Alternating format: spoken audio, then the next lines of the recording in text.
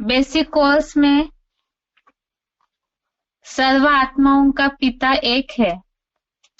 इसमें अभी तक हमने समझा है परम पिता का नाम, रूप। रूप के संबंधित हमने समझा कि हर धर्म में रूप की साम्यता है। नाम के संबंधित भी हमने समझा कि परम पिता की आत्मा का ही नाम है। सदाशिव कहा जाता है क्योंकि वे सदैव कल्याणकारी है। और कल के क्लास में जैसे हमने देखा, परम पिता का परमानेंट घर परम धाम है। और परम धाम के बारे में, जैसे रूप के बारे में हर धर्म में मान्यता है एक ही रूप की, इसी तरह से परम धाम की जो मूल वतन है, जो आत्माओं का भी घर है और परम पिता का भी घर है, तो उस घर की भी मान्यता हर धर्म में है। बस उसके नाम अलग अलग दिए हैं, लेकिन सभी कहते समय यही कहते हैं ऊपर वाला है। अब इसके बाद परम धाम तो परम पिता का, भगवान का मूल घर है। लेकिन हम सब आत्माएं जैसे सृष्टि पर आए तो जन्म मरण के चक्र में आकर के दुखी हो गए, तमोप्रधान हो गए, पतित हो गए हैं। इसीलिए ही सृष्टि के उद्धार के लिए सृष्टि चक्र के चित्र में हमने इस बात को अच्छे से समझा है।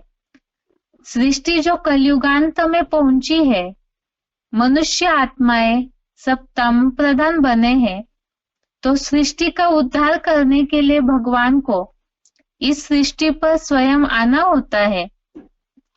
और जब वो आते हैं तो मनुष्य आत्माओं की परिवर्तन के लिए, सृष्टि परिवर्तन के लिए, इस जगत को विपरीत दिशा में परिवर्तन के लिए, अर्थात दुर्गति से सद्गति के लिए, अवनति से उन्नति के लिए और पतन से उत्थान की ओर ले जाने के लिए भगवान को इस सृष्टि पर आना पड़ता है।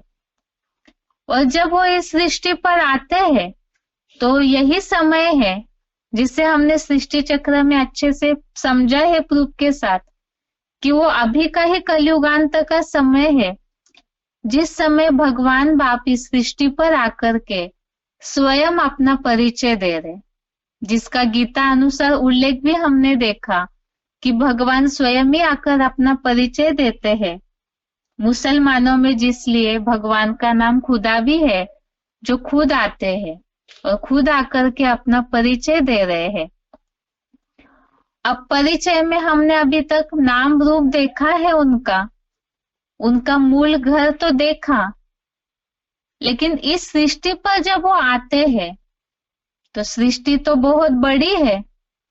ये साकार लोक, स्थूल सृष्टि, मनुष्य लोक, ये धरती पर जब भगवान आते हैं तो धरती बहुत बड़ी है, जिसे विश्व कहा जाता है।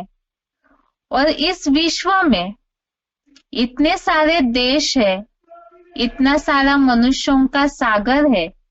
अब भगवान इस सृष्टि पर अवतरित होंगे तो कहाँ पर अवतरित होंगे? ये तो हमने पहले ही समझा, भगवान अपना परिचय स्वयं देते हैं। अब उससे हमें समझना है कि भगवान ने आकर के क्या समझाया। इतनी बड़ी धरती पर, इतने बड़े विश्व में सैकड़ों देश है, तो भगवान किस देश में आए हैं और क्यों आए हैं? क्या खासियत होगी उनकी, उस देश की, उस स्थान की, जिस कारण से स्वयं भगवान जो सर्वशक्तिवान अथॉरिटी है, जिन्हें सारे मनुष्य आत्माएं मानती है, उन्हें स्वयं ही वो स्थान आकर्षित करता है कि भगवान इस सृष्टि पर, उस देश में ही क्यों अवतरित हुए। अब जैसे कि हम जानते हैं इस बात को कि परम पिता भगवान के बारे में तो सब धर्म वाले जानते हैं, गॉड इज वन, सबका मालिक एक है। बस केवल धर्म वाले, अलग अलग धर्म वाले हैं, तो उन्हें मानने का सभी का अपना अपना तरीका अलग अलग है, भिन्न भिन्न है। लेकिन ये तो सभी जानते हैं कि सभी का पिता, सभी का मालिक एक ही और स्वयं भगवान है। अब उस भगवान के बारे में ही हमें पहले जानना होगा कि आखिर उन्होंने किस देश में अवतरण लिया है। क्योंकि भगवान जहां कहीं भी आएंगे वो तो स्वस्थिति में स्थित रहने वाले, सदैव सभी का शुभ कल्याण करने वाले हैं। तो वे कभी भी किसी के साथ जैसे जात पात का भेद, धर्म का भेद, कोई मनुष्य मनुष्यों का भेद, ये तो उनकी दृष्टि में है ही नहीं। क्योंकि वो सबके लिए ही कल्याणकारी है। जिसे हमने देखा तभी तो उन्हें मुक्तिदाता, कल्याण करने वाले, सुखकर्ता के रूप में सभी जानते हैं। तो वो भगवान वो भेदभाव या पक्षपात करने की तो बात ही नहीं आती है। अर्थात ही सभी ही आत्माएं उनके बच्चे हैं, सभी का ही उनको कल्याण करना है। इसीलिए वो जिस भी देश विशेष में, जिस स्थान विशेष में आएंगे तो जरूर उसके पीछे कोई रहस्य होगा। जैसे हम देखते हैं एक परिवार में बच्चे होते हैं तो पिता कभी भी बच्चों के बीच में भेदभाव नहीं करते हैं। इसी तरह से परम पिता के लिए तो सभी आत्माएं उनकी संतान है, इसलिए भेदभाव की बात नहीं।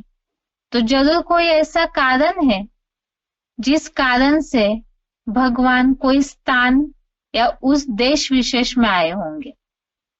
हम जैसे देखते हैं विश्व का नक्शा तो बहुत बड़ा है।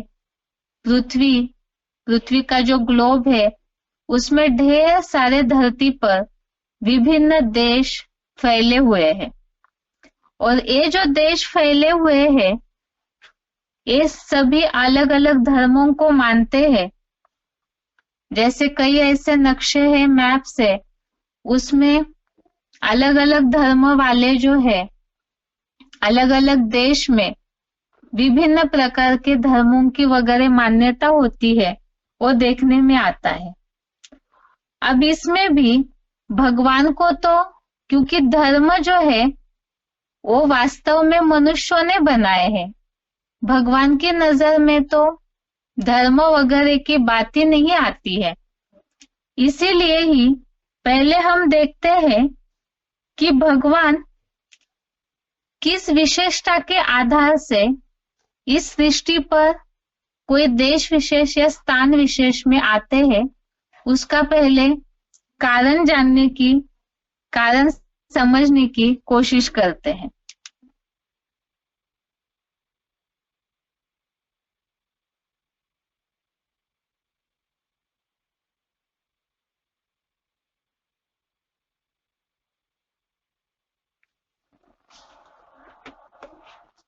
जैसे हम देखते हैं, जिन्हें स्लाइड दिख रही है या तो बहुतों ने ऐसे विश्व का नक्शा वगैरह देखा होगा, यहाँ बात आ रही है कि भगवान कोई धर्म, जाति आदि का भेदभाव नहीं करते हैं। हम जैसे देखते हैं कि विश्व में ऐसे कई देश है जिनमें कोई ना कोई एक पर्टिकुलर, एक निश्चित धर्म की ही मान्यता दी जाती है। जैसे अमेरिका की तरफ, यूरोप की तरफ जो भी देश है वो क्रिश्चियन धर्मों को मान्यता देते हैं। ऐसे ही अरब कंट्री है, अफ्रीका जैसे कई देश है जहां मुस्लिम धर्मों को विशेष रूप से मान्यता दी जाती है। चीन, जापान, मलाया जैसे देश है जहां पे बौद्ध धर्मों को मान्यता दी जाती है। और भारत, नेपाल जैसे देश है वहां पर हिंदू धर्म को मान्यता दी जाती है। और इसके प्रूफ के रूप में जहां चित्र में दिखने में आ रहा होगा कि हर देशों के आगे, हर देशों में उनके उनके धर्म को मान्यता देने वाला सिंबल, निशानी दिखाई हुई है। अर्थात उन देशों में उन्हीं एक निश्चित धर्म की मान्यता दी जाती है। और भगवान जब इस सृष्टि पर आएंगे तो इन सब बातों को तो देखते नहीं है, क्योंकि अगर भगवान कोई ऐसे जो एक ही विशेष धर्म को मान्यता देने वाले देश में यदि अवतरित होते हैं, तो भगवान के ऊपर इस बात की उंगली उठ सकती है कि वो एक धर्म को प्रेफरेंस दे रहे। समझने का भाव यह है कि यहाँ पर जैसे अमेरिका, यूरोप जैसे विशेष रूप से क्रिश्चियन धर्मों को मान्यता देने वाले देश है, अगर भगवान का वहां अवतरण हो तो ये समझेंगे लोग कि भगवान एक धर्म को विशेष रूप से मान्यता दे रहे। या तो फिर चीन, जापान, मलाया जैसे देशों में केवल बौद्ध धर्मों को ही ज्यादा प्रेफरेंस दिया जाता है, तो ये बात उठेगी कि भगवान उसी धर्म विशेष को मान्यता दे रहे। लेकिन भगवान की नजर में तो सभी आत्माएं हैं, उनकी संतान है, तो किसी विशेष धर्म को देखेंगे ही नहीं। अब ये देखना होगा फिर कि आखिर भगवान जिस देश में आते हैं उस देश की, उस स्थान की क्या खासियत है जिस कारण से भगवान को उस स्थान में आना पड़ता है। तो इसके लिए सबसे पहले तो हम देखेंगे कि भगवत गीता में इसका मूल कारण बताया हुआ है।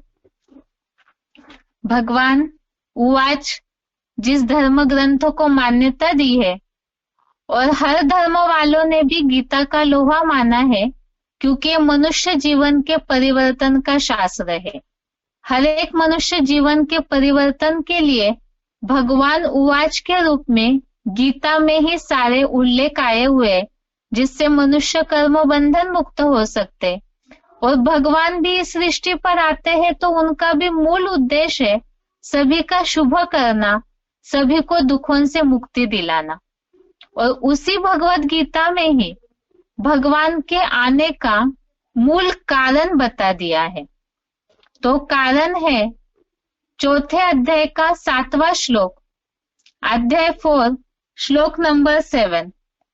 वैसे तो भगवान के आने का मूल कारण हमने सृष्टि चक्र के चित्र में भी देखा है कि वो इस सृष्टि पर आने का विशेष कारण क्या है, जो इस श्लोक में बताया है। यदा यदा हि धर्मस्य ग्लानिर्भवति भारत अभ्युत्थानम अधर्मस्य तदात्मानं सृजाम्यहम्। अर्थात जब जब धर्म की ग्लानि होती है, इस्लाम, क्रिश्चियन आदि अनेक अधर्म या विधर्म की वृद्धि होती है, तभी मैं स्वयं शिव प्रत्यक्षता रूपी जन्म लेता हूं। अर्थात जहां जहां धर्म की ग्लानि होती है, जब जब धर्म की ग्लानि होती है, उसी समय ही भगवान इस सृष्टि पर अवतरित होते हैं। अब धर्म की ग्लानि, इस शब्दों को समझना जरूरी है कि धर्म ग्लानि कब शुरू होगी और कहाँ शुरू होगी।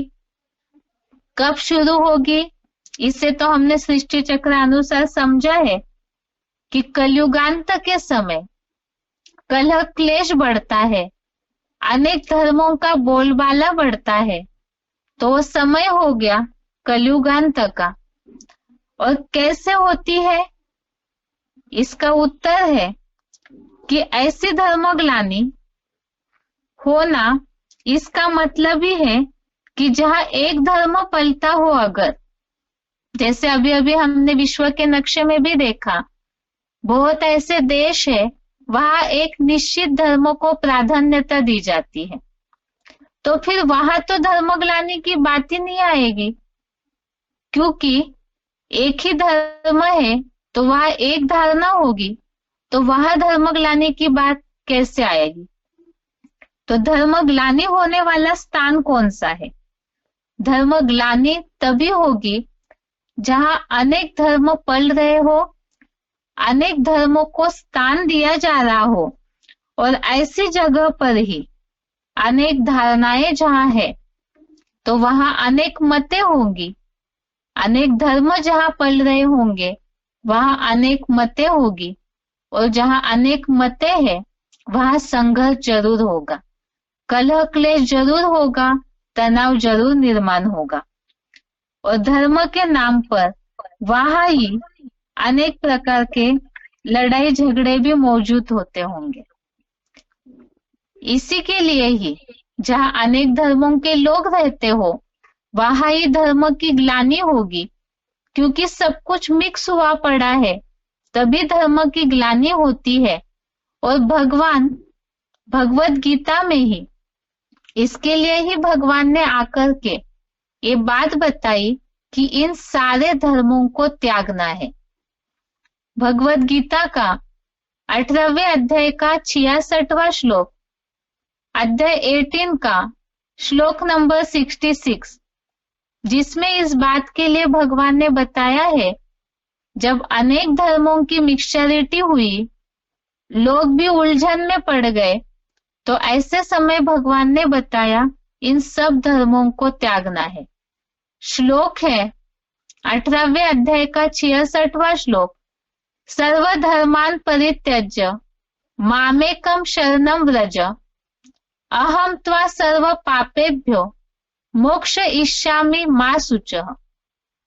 अर्थात सब धर्मों का पूरा त्याग कर मुझ एक की शरण में आ जा, मैं तुझे सब पापों से मुक्त कर दूंगा। तो यहाँ बात आई है खास सब धर्मों को पूरा त्याग करने की। तो भगवत गीता में भगवान उवाच है, भगवान ने ये बात बताई कि सब धर्मों को त्यागना है, सब धर्मों का परित्याग करना है। तो इतने सारे बड़े विश्व में वो कौन सा देश है जहां पर अनेक धर्मों की मौजूदगी देखने में आती है? जैसे कि भारत तो कहने के लिए है कि हिंदू धर्म की भारत में मान्यता दी जाती है, लेकिन वास्तविकता अगर देखी जाए, 2500 वर्ष का इतिहास हम दोहराएं यदि, तो इतिहास में इस बात का पूरी तरह से प्रूफ मिलता है। इतिहास इस बात का गवाह है कि आज तक अनेक धर्मों के लोगों ने धर्म के नाम पर सबसे ज्यादा हिंसा किस देश में की है, तो वह देश और कोई नहीं है बल्कि भारत देश है। यदि हम इस बात को अच्छी तरह से इतिहास के आधार से देखें तो 200-250 वर्ष तक क्रिश्चियंस का, अंग्रेजों का राज्य चला भारत पर, और बहुत लंबे समय तक मुसलमानों की अलग अलग पीढ़ियों ने, कई मुगल बनकर, कई मुस्लिम, अनेक वैरायटी प्रकार के राजाए और देशों से भी आकर के आक्रमण करते गए, राजा यह चलाते गए। तो इतिहास में और सारे ही विश्व के लोग इस बात को जानते हैं कि भारत पर जितना भारत में स्वतंत्रता के सबसे ज्यादा संग्राम हुए हैं, अनेक अलग अलग धर्म वालों ने राज्य किया है, और उसका प्रभाव ही भारत की जो संस्कृति है उस पर पड़ा हुआ है, जिसमें ही भारत में ही अनेक धर्म के लोग, अनेक जातियों के लोग, उन धर्मों के अनेक छेड़े हुए उनके लोग, उस आधार से ही अनेक भाषाएं बनी, और भाषाएं, अनेक धर्म, अनेक जातियां, इसके कारण ही अनेक प्रकार के मतावलंबी लोग भी भारत में ही देखने में आते हैं। और इन धर्मों के आधार से ही जो अलग अलग राज्य बने, भाषाएं हैं, अनेक अनेक राज्यों में भी खंडितता, छेड़े, विभाजन, ये सारी परंपरा ही भारत में ही सबसे ज्यादा देखने में आती है। और दूसरी बात, जो भगवत गीता में बात आई धर्म ग्लानि की और अनेक धर्मों के परित्याग की, तो वो इसीलिए भगवान को बोलना पड़ा क्योंकि भारत में ही सबसे ज्यादा अनेक जो विविध प्रकार की धर्म के लड़ाई झगड़े जातियों को लेकर, भाषाओं को लेकर के जितना खून खराबा, मौत का बाजार देखने में आता है, दंगे फसाद, बहुत सारी वैरायटी प्रकार का जो संघर्ष है वो भारत में ही देखने में आता है। जिसका एक ताजा उदाहरण अगर हम ले तो अयोध्या का कांड, जो कई दशकों से चलते आ रहा है, जिसका समाधान नहीं निकल पा रहा है, जिसके पीछे, अयोध्या मंदिर के पीछे जितना खून खराबा हुआ है, ऐसे बहुत सारे न्यूज में बहुत सारे ऐसे प्रूफ है जिसमें देखने में आता है कि भारत में हमेशा ही धर्म, जाति, मतभेद, भाषाएं, राज्य, अनेक विविध प्रकार की राजनीतिक पार्टियां, इन सब के चलते संघर्ष ही संघर्ष चलते रहता है, कलह क्लेश चलते ही रहता है। और ये कम नहीं, द्वापर से ही 2500 वर्ष के लंबे समय से ही ये चलते आ रहा है और कलयुगांत के समय सबसे ज्यादा बढ़ा हुआ है। और इसीलिए ही ऐसा स्थान जहां दुख ही दुख चलते रहते हैं और ये दंगे फसाद, ये लड़ाई झगड़ा, संघर्ष, मतभेद के कारण जो समाज की अव्यवस्था बन चुकी है और दुख का जो पहाड़ मनुष्यों पे गिरते जा रहा है, भगवान का तो कार्य ही है, कर्तव्य ही है, जिस आधार से उनका नाम पड़ा है, शुभ करने वाले, कल्याण करने वाले, दुखों से मुक्ति देने वाले। इसीलिए जो भगवत गीता का अभी 66वां श्लोक हमने देखा, मोक्ष इष्यामि मा शुचः, तो मुक्ति देने के लिए ही, दुखों से मुक्ति देने के लिए ही भगवान को इस सृष्टि पर आना पड़ता है। और परम पिता ही सभी धर्मों के लोगों के सामने, क्योंकि सारे धर्मों का सार, सब धर्मों के सैंपल भारत में ही देखने में आते हैं, इसीलिए ही परम पिता को, भगवान को भी इन दुखों से मुक्ति देने के लिए ही भारत देश में ही आना पड़ता है। अब ये तो हमने भगवत गीता और जो सामाजिक व्यवस्था है, धर्मों की जो सेटिंग है, उस आधार से तो देख लिया कि जहां अनेक धर्मों की मौजूदगी है तो भारत देश इसका सैंपल है और सारे विश्व के लोग भी इस बात को जानते हैं। इस कारण से ही भगवान को भारत देश में आना पड़ता है। लेकिन क्या केवल ये एक ही कारण पर्याप्त है जो भगवान भारत देश में आए? इसके अलावा भी और एक कोई कारण है जिसके कारण से भगवान को इस सृष्टि पर आना पड़ता है, जो भगवान की विशेषता है, और वही भारत देश में सबसे ज्यादा मान्यता दी गई विशेषता है, वो है पवित्रता। भगवान का नाम लेते ही पवित्रता, भगवान है ही एवर प्योर, परम पवित्र। और भारत में भी एक ऐसी विशेषता है जिसे महत्व दिया जाता है, अहमियत दी जाती है, और वो विशेषता ही भगवान को भारत देश की ओर आकर्षित करती है। वो कैसे, इस बात के लिए कल का क्लास, आज के लिए गीता क्लास यहाँ तक ही। ओम शांति।